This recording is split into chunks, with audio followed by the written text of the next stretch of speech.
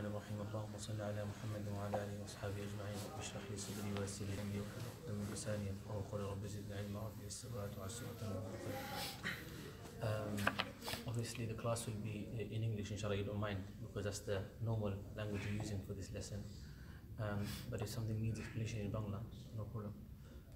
We are now on the page number 102 of Maraq al-Sa'adat, the book that we're reading, and we're in the chapter of catching the congregational prayer, as in when you are masbuq, when you come late for the Jama'ah, the rules that are relevant to that. Before we go there, Imran asked last time a question about the 4 rakats before Asr Sunnah, and we said that it's Sunnah ghayr mu'akkada, it's not a mufassal Sunnah, so the Prophet would miss it every now and then, or would miss it. In fact,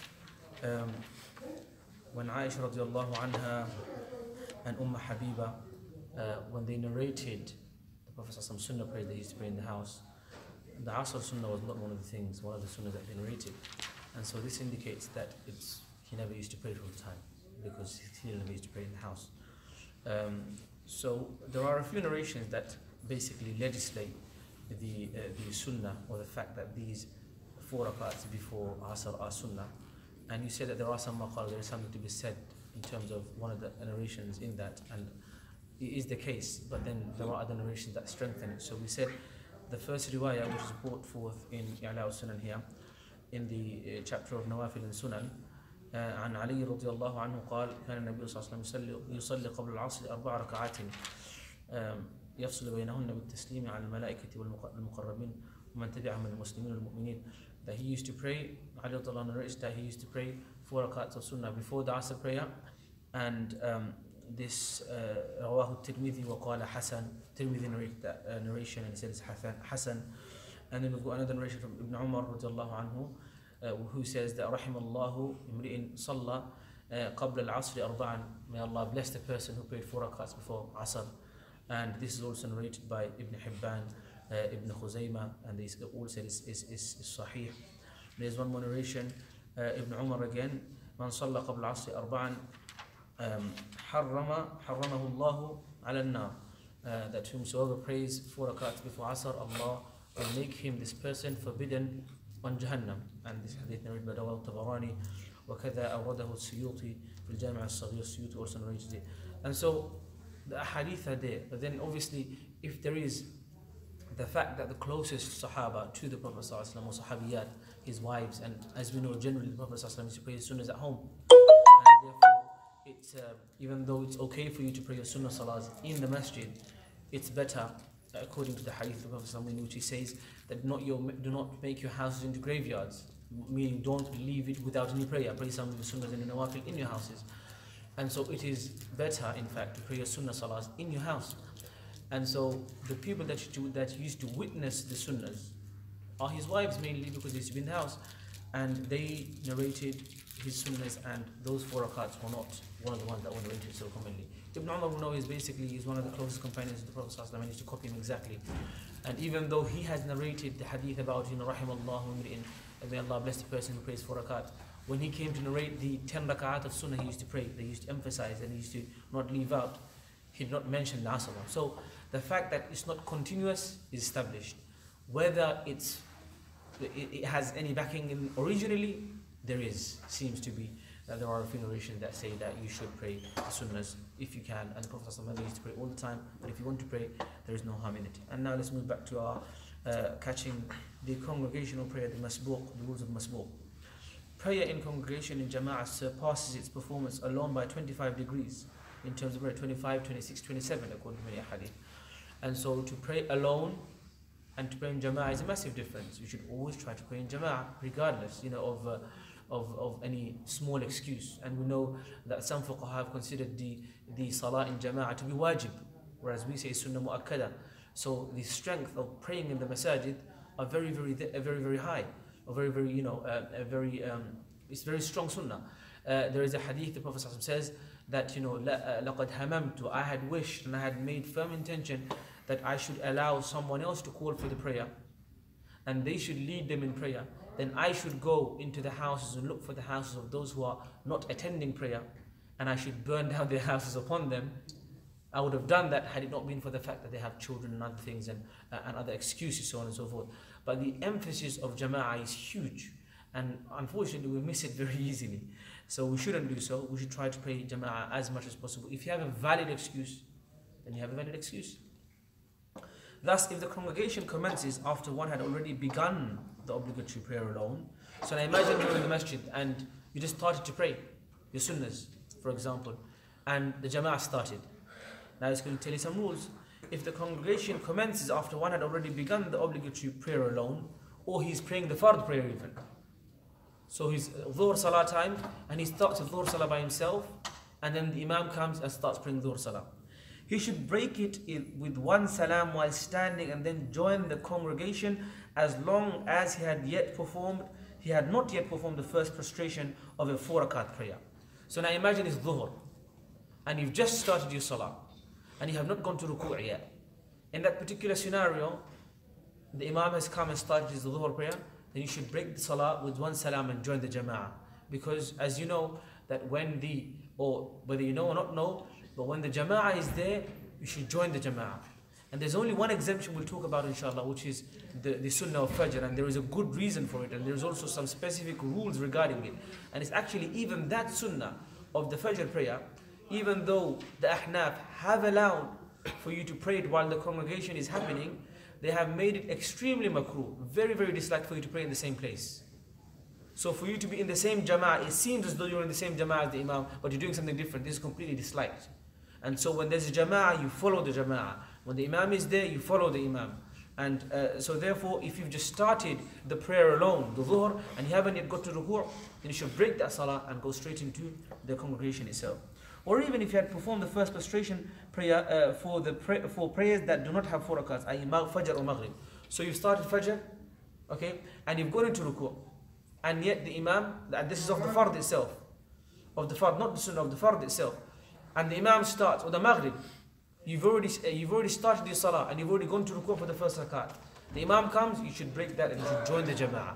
This is according to our legal system, or the legal system that we generally follow, which is the Hanafi legal system. For those prayers specifically, i.e. the 4 rakah prayers, if he had already performed the first prostration, he should add a second rakah so that it becomes a 2 rakah voluntary prayer and then join the congregation. Because generally, if it's a 4 rakah salah, it will become quite long. And so if you were to complete it with another raka'ah, you will still be able to join it. And furthermore, this is the ruling regardless of that wisdom behind it. But the point being is that even if in the 4 rakah salah, even if you had gone to, you made intention for Dhuhr, for example, 4 rakat, 4 rak'atin, for example, yeah? And the Imam started, you've already gone to ruku', then what you should do is make the salah as short as possible, and which is to cut it to 2 rakat, because there is you can't make it 1 or 1.5, you have to make it 2 rakats, so tashahud, and you do salam, and then you join the congregation straight away. So this is all going back to what? The emphasis of Jama'ah, that you shouldn't miss it even if you had started the fard prayer of that particular waqt that you're trying to pray. If he had completed 3 of the 4 rakahs, he should finish the prayer, i.e. all 4 rakahs, and then join the congregation with the intention of performing a voluntary prayer except for Asr. Asr is the one prayer, as far as the legal system is concerned, 360 will explain to you a bit more, as it is prohibitively disliked in general to pray voluntary prayers after Asr. So generally, we're saying that if you've already prayed, you've started your 4 rakahs, for example, for Dhuhr, right? And then the Imams, you've already prayed 3 rakat, and the Imam just starting the fard. Now you can't stop at 3, so you complete the 4 rakahs, okay? Then you join the Imam for the fadila of the Jama'ah itself, but you make the intention of following him as a nafil because your fard is already done. Had you stopped halfway through at 2, or you haven't gone to ruku' and you stopped completely, then your faridah is not done yet, and therefore you can pray it with the Imam. Does that make sense? But once you've completed the 4 rakats itself, that faridah is done, and now you can't repeat the same faridah again. And so therefore you join the Imam for the sake of the Jama'ah, but to make the intention of nafil, especially because you're there present in the Jama'ah and you're witnessing it. Regarding the 4 rakahs sunnah before Friday prayers or before Zuhr, one should break the prayer after only 2 rakahs. And if it's longer, then you should continue it. If you've done 3 rakahs, then you should continue to do 4. 361 will explain that is if the Imam if the Imam of the Friday prayer rises to the pulpit, or if the congregation of Zuhr commences while one is praying the Sunnah prayer, then he should end the prayer after 2 rakahs and then must re-pray those 4 rakahs of Sunnah after the prayer. Yet if he had already performed the prostration in the 3rd rakah, he would quickly complete the entire 4 rakahs of the Sunnah prayer with short recitation. This is, however, another sound opinion that he may complete the 4 rakahs in any case. So what we're trying to say to you, the 4 rakahs of Sunnah before Jum'ah and before Dhuhr, okay, you should complete it, you should stop it at 2. If you've already gone into prostration and so on and so forth. You should complete it at 2. And then you should join the Jama'ah. And then this particular Sunnah that you had intended to pray, which is now, you haven't prayed it yet because you only prayed 2 now, you should then, what should you do? Pray it afterwards, because the hadith are narrated in which Prophet says that if you, whomsoever misses the 4 rakats of before Dhuhr, then let him pray it afterwards. And they say that you should pray it immediately after the Dhuhr prayer or the Jum'ah prayer before the Sunnah of after the Salah. So normally after Dhuhr we pray 2 rakat Sunnah.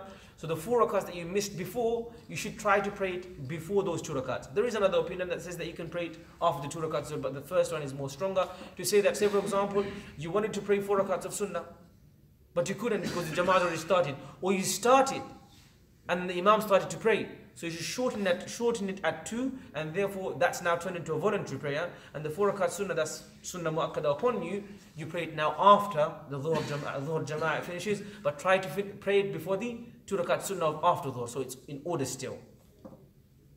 And this of course has to be within the time. Are we good so far? Or is a bit of complication? Is it? Huh? Very good. But does this happen quite often, I guess? What do you mean in terms of? Like you wouldn't start Fard Salah, would you, if you know Jamaat time is coming? So we've already spoken about the aspect of Fard Salah. Now we're talking about the Sunnah part. So regarding 4 rakat Sunnah before the Friday prayer. But before that we were talking about the Fard. Now suppose someone didn't know, because obviously in so many countries, so many places, there isn't a fixed time for the Jama'ah. And it's just like, you know, it might be based on when the Imam comes, because originally, back in the day, time of the Prophet ﷺ, the Jama'ah would start when the Prophet comes out. Khalas? And so if suppose it was a similar situation somewhere, and they never had a fixed time, and someone, they need to go somewhere, or they just want to pray and get out of the masjid, then they just started to pray the Fard. In that scenario, you see the Jama'ah now officially starting with the Iqamah and so on and so forth. In that case, those scenarios would come in. Does that make sense? If one enters the mosque, finds the Imam already performing obligatory prayers in the congregation, he should not pray any Sunnah. If the Imam is already praying the Fard in Jama'ah, no Sunnah except for the 2 rakats before Fajr. And the explanation on 362 will give to you properly. The Sunnah should not be performed amid the congregation.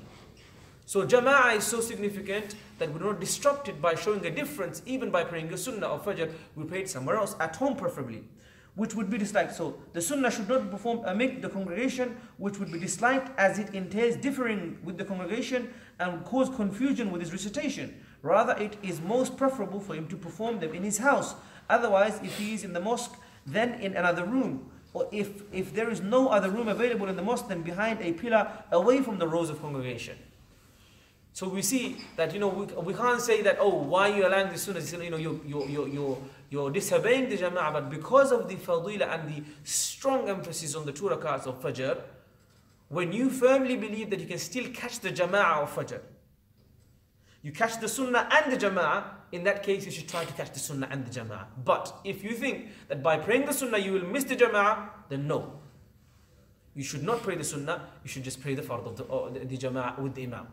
But if you do think that I have time, the Imam just said Allahu Akbar, and he's going to recite, mashallah, quite long, 1-2 pages of the Quran, and I'm going to recite Qul Allahu Ahad and Qul A'udhu bi-Falaq, Qul Ya Al-Kafirun, Qul Allahu Ahad. Within 2 minutes I'm done. It's going to take about 10 minutes. Then in that case, you should pray your Sunnah according to this particular opinion, but away from the Jama'ah so as to not cause any confusion. Except for the 2 rakats before Fajr, as long as he feels reasonably sure that he will not miss the congregation upon quickly finishing the Sunnah, as we just said now. The Sunnah prayer before Zuhr is made up within its prayer time before its 2 rakat Sunnah. The Sunnah prayer before Zuhr is made up within its time. So if you missed the 4 rakat Sunnah before Zuhr, you can make it up after the Fard, but within its time, and also before the 2 rakats of Sunnah. And 364 will explain to you that you can maybe pray it after 2 rakats. There is a second opinion, but to pray it in order is better.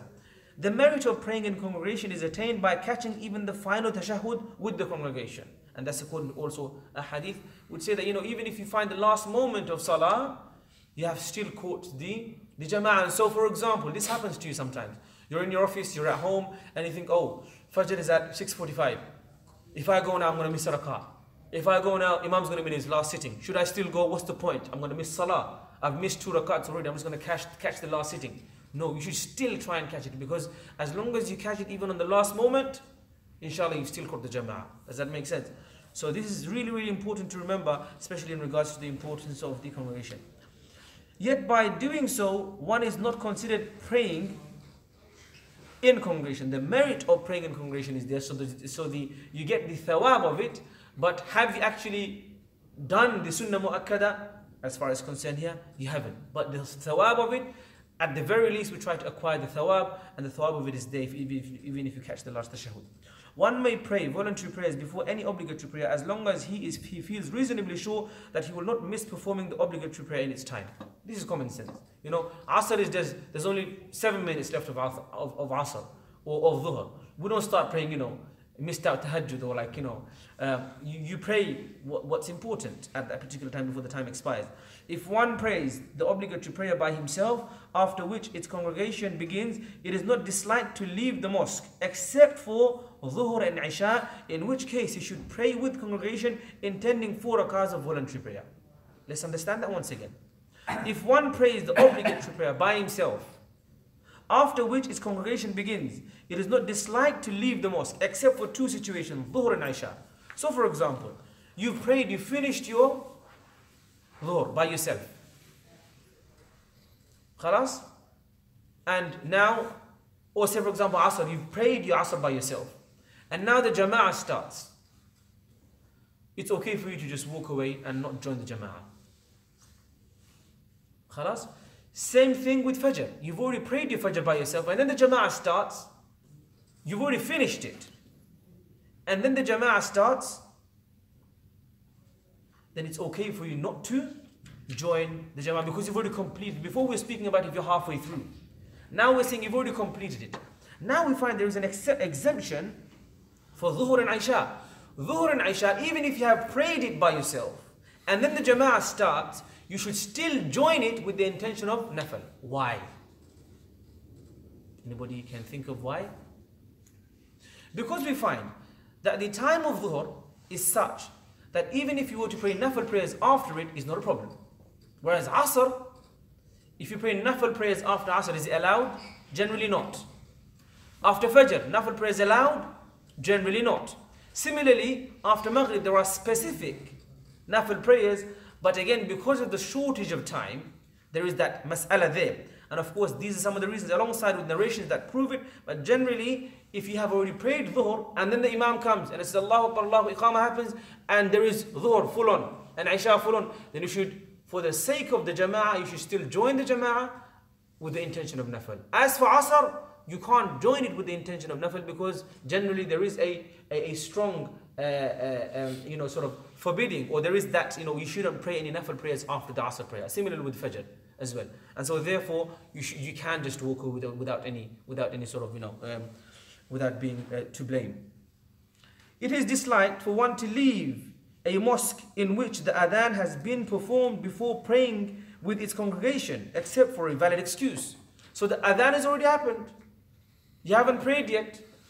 It is very disliked for you to just leave the masjid. Especially you're inside the masjid, you've heard the call of the adhan, and now this is obviously coming from the ahadith which say to you that if you hear the adhan, then you should join the jama'ah. But this is especially the case when you're inside the masjid, the place where the adhan actually took place. Khalas? Now, if you have a valid excuse, you've got a doctor's appointment, you've got to pick up your kids from school, you've got to do imamat somewhere else, you've got a lesson to catch. These are valid excuses, and therefore, even if there was an adhan, and you pray, you're going to pray somewhere else, or you already prayed before the jama'ah starts, then it's okay for you because you have a valid excuse. But generally, when the adhan is heard, you're inside the masjid, you should wait for the jama'ah and pray the jama'ah.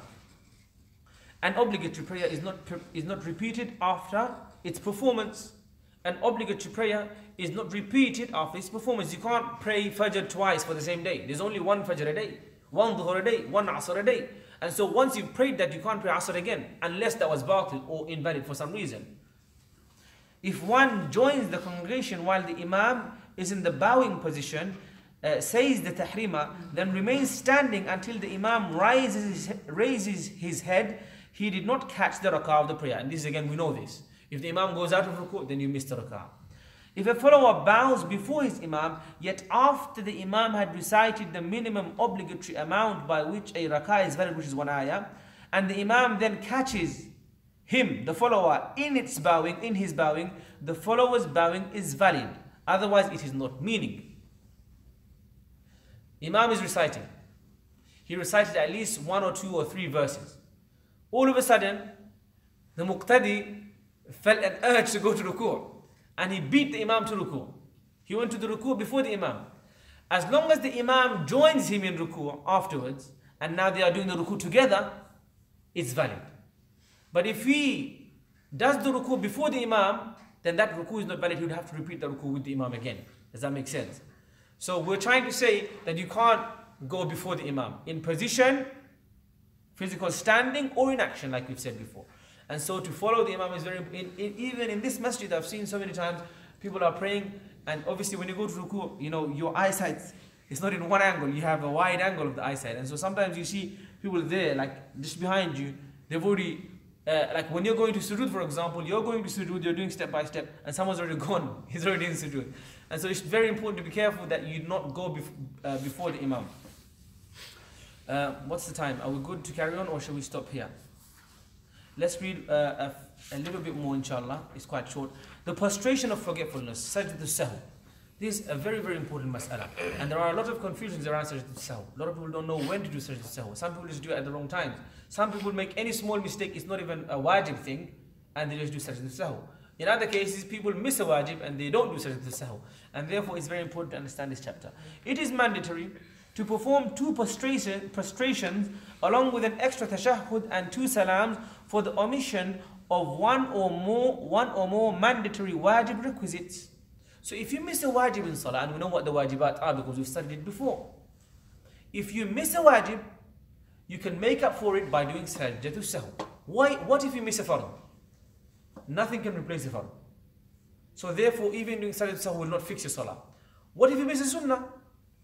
Sunnah, there is no need to do Sajda al-Sahw. And therefore, if you miss a sunnah, you don't have to do Sajda al-Sahw. You only do it when you miss a wajib action, a requisite of the prayer due to inattentiveness or forgetfulness.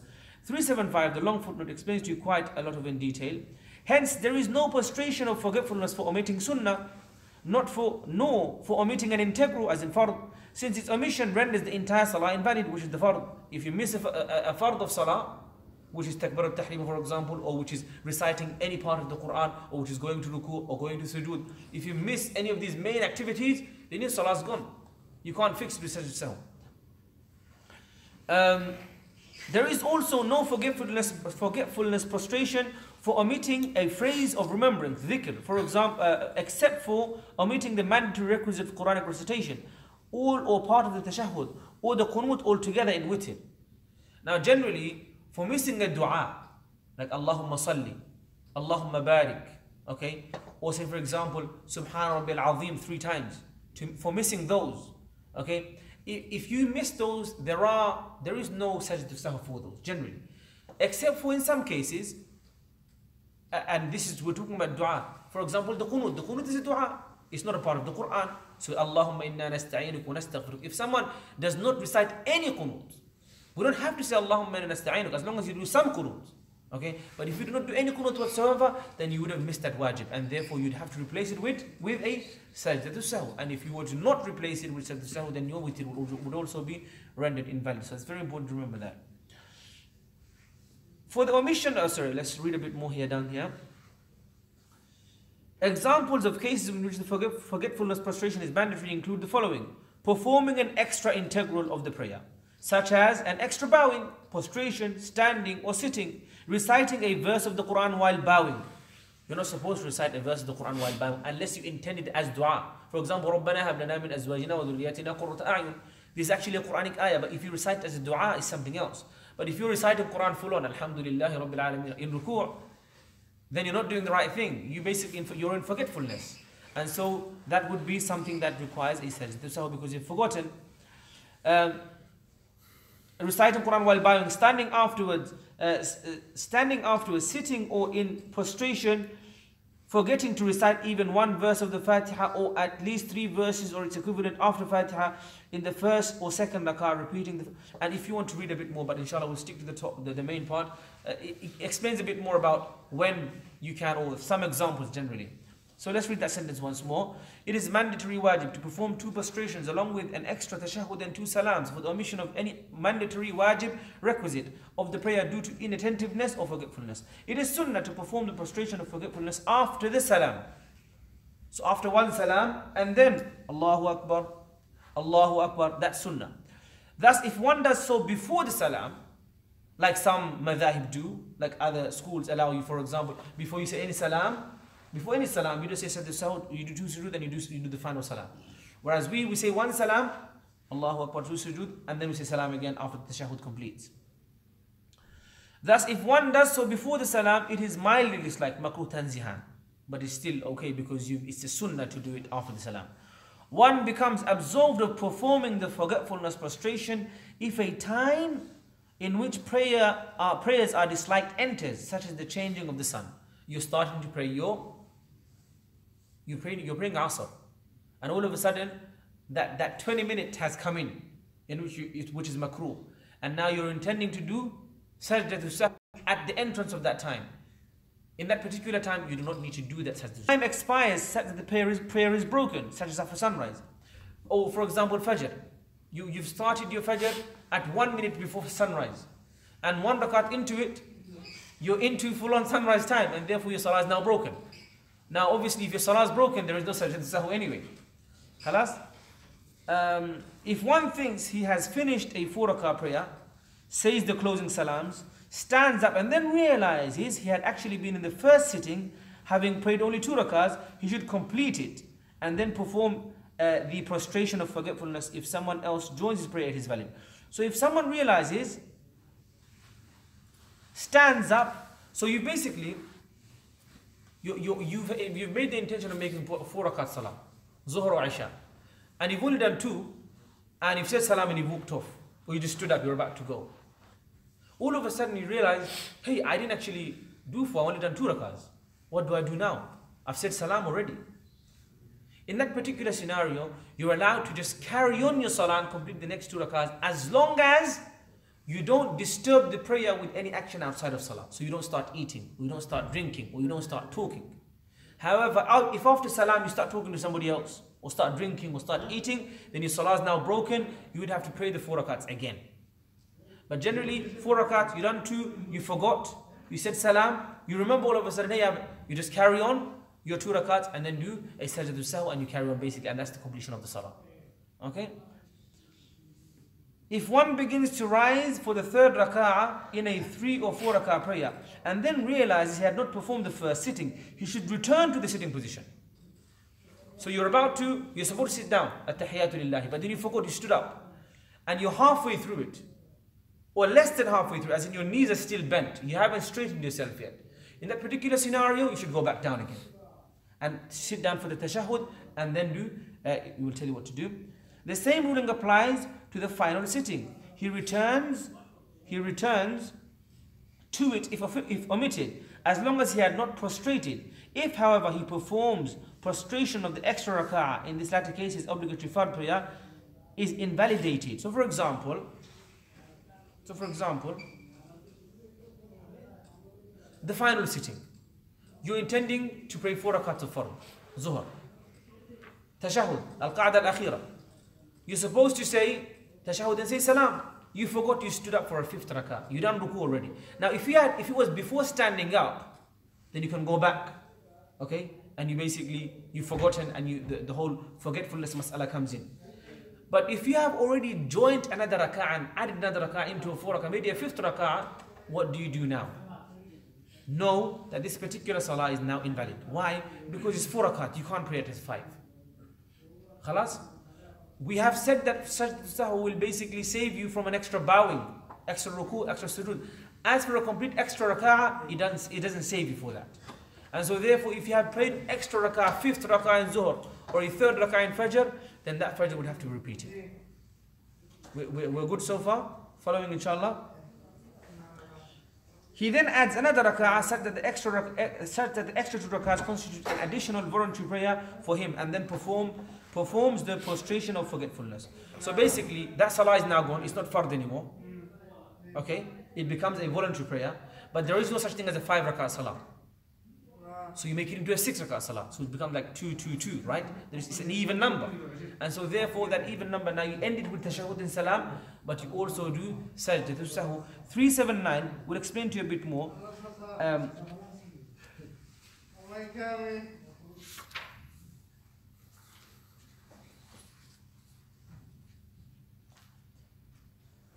379 will explain to you a bit more that you do not have to do the prostration of the forgetfulness. Okay? Because now you've turned your whole salah into a voluntary prayer. Khalas? And so it's basically the fard aspect of it is already gone anyway, and you're going to repeat anyway. If you read it together, or if you read it individually, inshallah, you'll find a bit more of an explanation on that.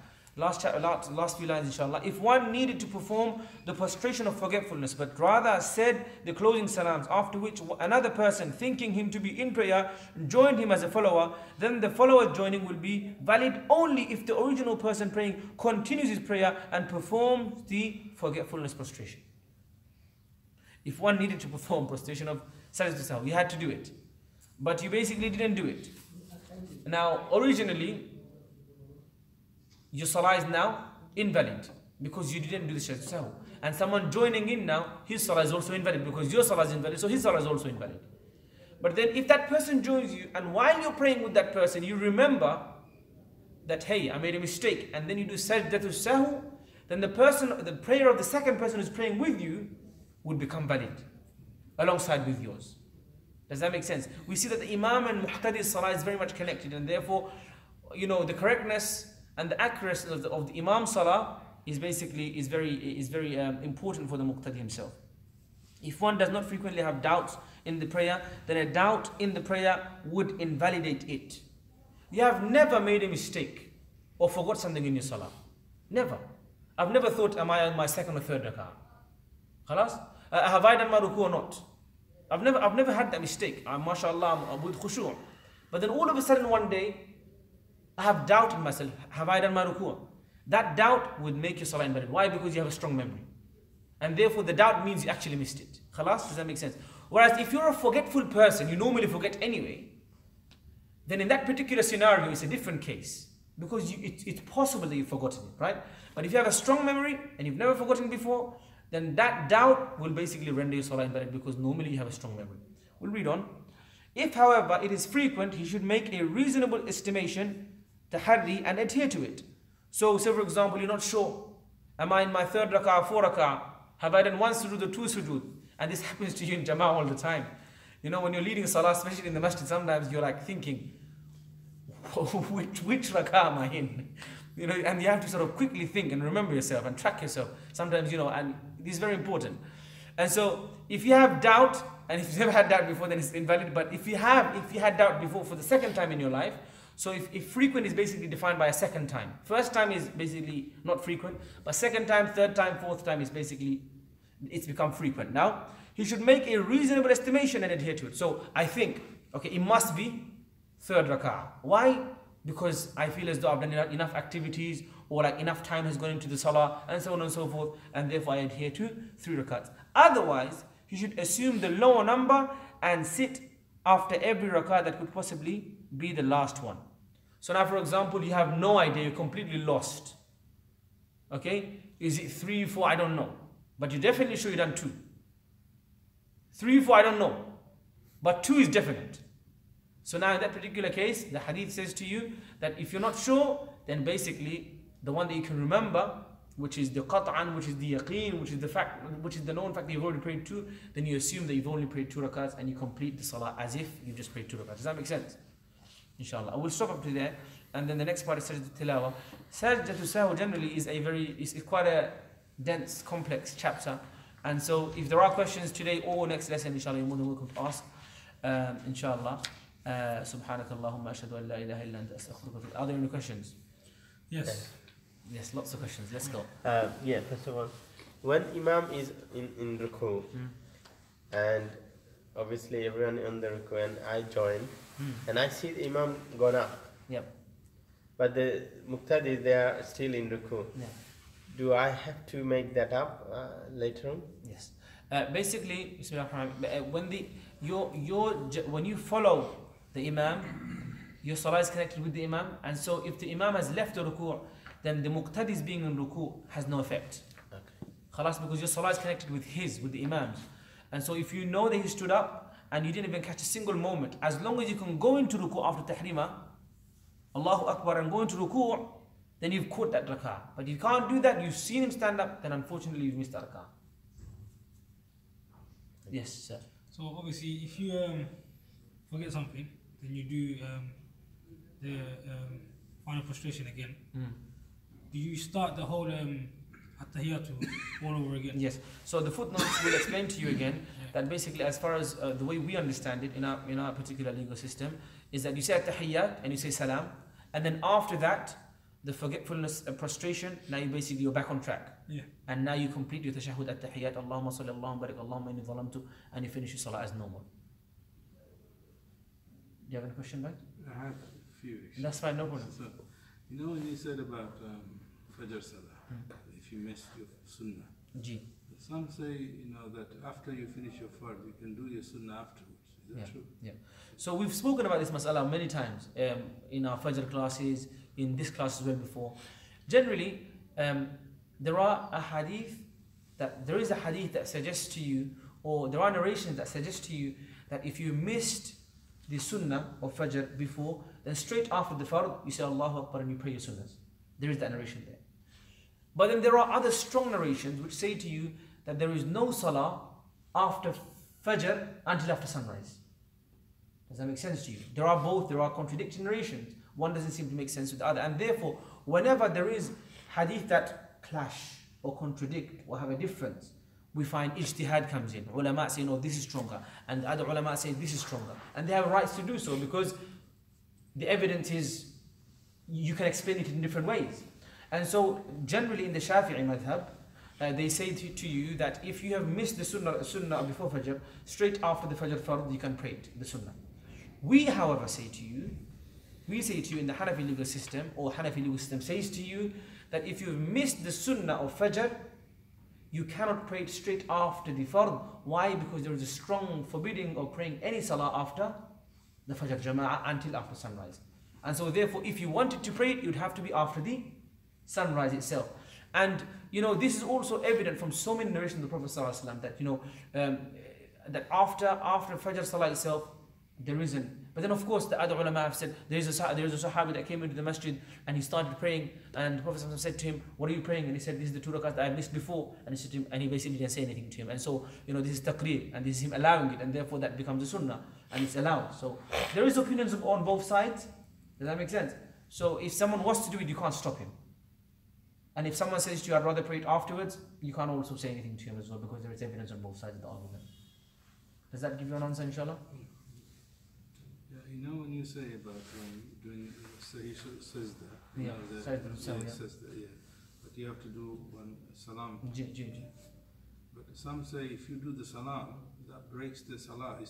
Once you finish your first salam, salam no matter because the second one is not counting.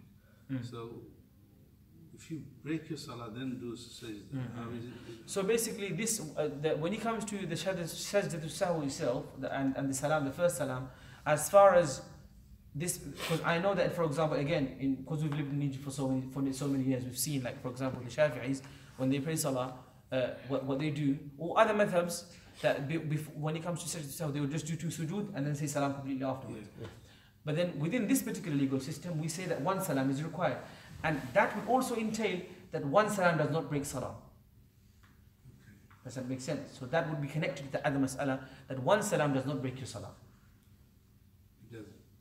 According to this opinion. Khalas? And so therefore in Sajda to Sahw we say one salam, and then we do the 2 sujood, and then we do a tahiyyat, and we continue the salam. And that's basically how this particular legal system explains it to you. And again, before we go into sort of a bit of the difference of opinion, Masail, we made this very clear at the beginning of these lessons that this is basically we're reading a text and we're understanding. It's not a comparative fiqh lesson. And so for us to get all the different opinions and the ahadith, it can be done, we can do it, okay? But it requires a lot more time and a bit more skill as well. You'd need to have a good amount of knowledge in mustalah al-hadith and a bit of usul al-fiqh and stuff like that. And so therefore we thought that let's do this first, let's understand one text, and in the future if you want to do usul al-fiqh, fiqh al-muqaran, we can think about it inshallah. And so therefore this comparison masail, yes we take it, but originally this isn't the purpose of the lesson. And so, maybe I can give you better answers if it was more well revised. But generally, these are some of the answers that, whatever I'm saying to you, these are some of the answers from the top of my head, inshallah. Can we mix the opinions? SubhanAllah. So basically, you're saying like I forgot, so I continue reading until the end, and then I remember that, and if I can make just sujood, then do the salam. What do you mean by mixing the opinions? Like usually we follow the Hanafi opinions. Now, can I do like the Shafis, they do it? Okay, so what you're saying is, can I mix and match between madhahib? Yeah. That's what you're saying. Okay, look, the answer to that question is very simple. We've said it before as well.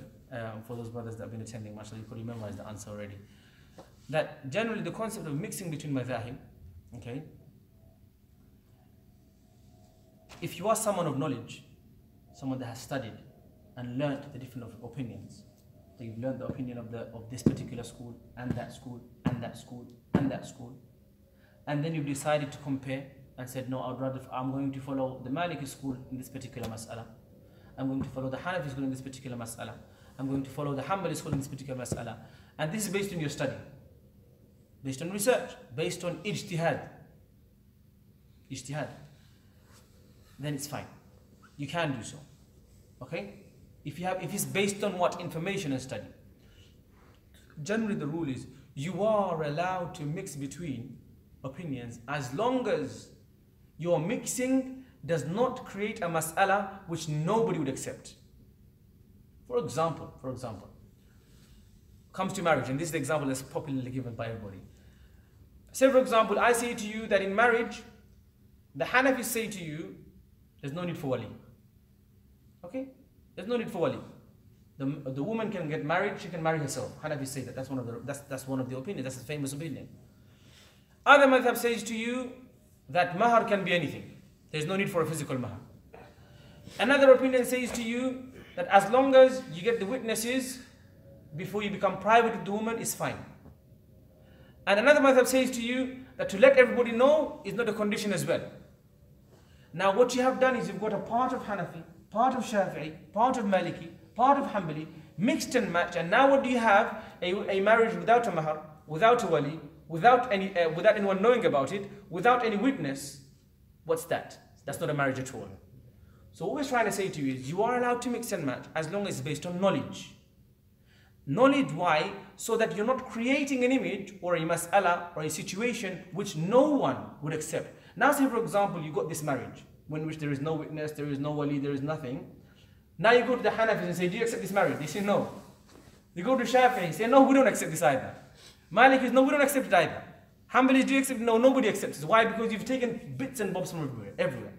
So now for this particular reason, generally fuqaha and legal experts, they advise to you, it's very much similar to not going to many doctors for one illness. Very much similar. You might think, oh, you're trying to give me an example. This is very similar. So for example, you got an illness, fever, toothache, whatever. It's good not to go to too many doctors. One person gives you paracetamol, another one gives you cocodamol, another one gives you Nurofen, another one gives you ibuprofen. And all of a sudden you're taking all 4 types, you're dead afterwards. Does that make sense? So now mixing, I have said to you, the first point I've made to you that if it's based on knowledge, so I'm not saying to you can't. I'm saying you can as long as you have studied and you've done your work. Unfortunately, some of us, we want to mix and match, but we have no knowledge. I just feel like it. Because, oh, you know what, this one is easier, or this one it feels nicer, it looks better. Or in Islamic mosque, or in another mosque, or in Mecca, or in Darul Ummah, or in Ford Square, I've seen it like this, therefore let me follow it. It has to be based on knowledge. Khalas? We don't just follow, it has to be based on it. So if you've researched, and you've studied the Hanafi legal system, the Shafi'i, the Maliki, and the Hanbali, and said no. You know what, when it comes to Salah, when it comes to Raf' al-Yadayn, Hanafis, I'm sorry, I can't be with you. I'm going to do Raf' al-Yadayn. Because I think the hadith is stronger and my research says so. Khalas? And then when it comes to, for example, another mas'ala, for example, transactions, you say, sorry Shafi'is, but your strictness in transactions and the fact that it has to be a verbal contract and all the sort of implications they have within the legal system, I can't be with you. And therefore I'm not going to follow your mas'ala, I'm going to follow the Hanafi one now. Or for example, when it comes to the mas'ala of touching a woman's hand and breaking your wudu, if you say, oh, my ijtihad says that no, I'm not going to follow the Shafi'i opinion here, then in that, as long as you've done your study and your research, you've done ijtihad, and you have someone of ijtihad, it's fine. No one will ever say anything to you. No one can. Khalas? Does that give you an answer, inshallah? Yes. Last question. Yes or no? Carry on. No, in terms of what you said before regarding following Imam, so what is the best practice normally? So whenever Imam says Allahu Akbar, just follow him or just wait a bit and then go into Okay, so generally, as muqtadis, as a jama'ah, you are supposed to, Imam also, he also has a responsibility. And so how we say takbir as an Imam is also like, you have to think about it a bit. So for example, if I say Allahu Akbar when I'm going to sujood right at the top, then a lot of people will go to sujood before you. And so therefore, the Sahaba say that we used to see the Prophet ﷺ in sujood and then we used to go. And so, to say Allahu Akbar when you're into it a bit halfway down is a good idea. To, for example, say Allahu Akbar and when it comes to ruku, also like halfway down. And so you should wait a bit to make sure that you're not going before the Imam. Okay, so not at the same time, but a bit afterwards. This is also the case with, for example, standing. Like for example, this is a big mas'ala as well. Do I stand on the same foot level as the Imam if it is two of us? So me and my friend were praying Salah, and this is a mas'ala everyone knows about probably. That, should I stand, normally we stand like a half a step behind. Should I stand exactly parallel to him, or should I not? Well, originally, if you were to stand parallel, there would be no harm. But in case you go beyond him, then your salah is affected. And therefore, to be on the safe side, fuqaha have said to you that stay a bit back for the safety. And so similarly, for your mas'ala, for your question, that if you're, in case of going before the Imam, stay a bit back, is good. Do we need to repeat all the time if we say Allahu Akbar, and do we need to say Allahu Akbar as well in terms of repeating? Yes. So in terms of the du'as and stuff, generally I say to you, this is a rule of thumb within the Hanafi legal system. When it comes to Jama'ah, the surahs you don't repeat or read privately, but the du'as you do, generally. So what does that mean? This is the Hanafi legal system, and so for example, don't get upset with me. You might say, oh, we've spoken about this before as well. So surah, Imam tries in Surah Al-Fatiha, saying, Qul ya al-kafirun, you stay quiet and you listen. But when it comes to ruku, the du'as, Subhanallah al-Azim, Subhanallah Sami Allahu Akbar, Allahu Akbar, Allahu Akbar, Allahumma inna nasta'inuk at-tahiyyat, Allahumma salli Allah. These are all you read. So the surahs you don't, but the du'as you do. And this goes back to the ayah in the Quran which says to you that وَإِذَا قُرِئَ الْقُرْآنُ فَاسْتَمِعُوا لَهُ وَأَنصِتُوا, that when Quran is recited, then you should stay quiet and listen attentively. And so therefore, when it comes to the surahs, we don't recite anything because we're listening, or we're staying quiet generally. But when it comes to du'as, that same ruling is not there because no Quran is du'as, and so we recite the du'as with the Imam. Does that make sense? Allah Akbar, you say it. So in terms of whenever you are not reciting it loudly, what? So now, when it comes to the quiet salah, and the Imam's reciting Asr and Dhuhr, and it's a very good question. Originally, in the Hanafi legal system, it's basically, you shouldn't recite anything in terms of Quran behind the Imam, whether it's Jahri or Sirri. There is a nuance there in the Maliki school of thought which says to you that if the salah is quiet, then you should recite the Fatiha by yourself privately. And if the salah is loud, then you should listen carefully. See, that's a very beautiful nuance because it's making a difference. In the Shafi'i school and Hanbali as well, as far as I remember, that even if it's loud or quiet, you have to recite Fatiha too. But that's a bit problematic because if you're reciting Fatiha And I don't want to get into the whole, problematic and everything. Who the hell are you to speak about this kind of stuff? But the point being is that Maliki school gives that nuance. So now we've spoken to some of our shaykhs and we've said, is it okay as a Hanafi? And I'm passing the responsibility to them. I don't know telling me off. Right? And we've said, is it okay as a Hanafi to, behind the Imam in the quiet salahs, to recite Surah Fatiha, because otherwise my attention will go away. And I'm thinking about maths and I'm thinking about home and shopping. Is it okay for me to recite Surah Fatiha quietly? And so the answer was, yes, it's fine. It should be okay. Because the importance of reciting Surah Al-Fatiha is there. And the things that stop you from reciting Surah Al-Fatiha in the loud salahs are not there in the quiet salahs. So generally we say, oh, the Imam is reciting, therefore you should listen. Well, that's not the case in the quiet salahs. But then again, there are disputes and arguments from the Hanafi side of things. But if you are someone who loses attention and you think Surah Al-Fatiha, reciting it in the quiet prayers especially, is the only way to keep yourself on track, then inshallah, you should be okay. So in terms of if your Fatiha lasts longer than Imam's Fatiha? Well, we hope that's not the case. Because then we're going to become Imam Ferrari.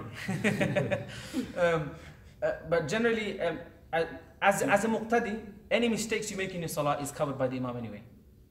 Okay. So even if you didn't finish your Surah Fatiha, it's fine. The Imam will cover it. Khalas? Any other questions? Yeah, that was my question. I'll ask you. Any other questions? Inshallah, if you come again on next Thursday, every Thursday, any questions you have, chuck them in, inshallah, and we'll try to research and find out. This is good. And I'm glad you've sat today, alhamdulillah.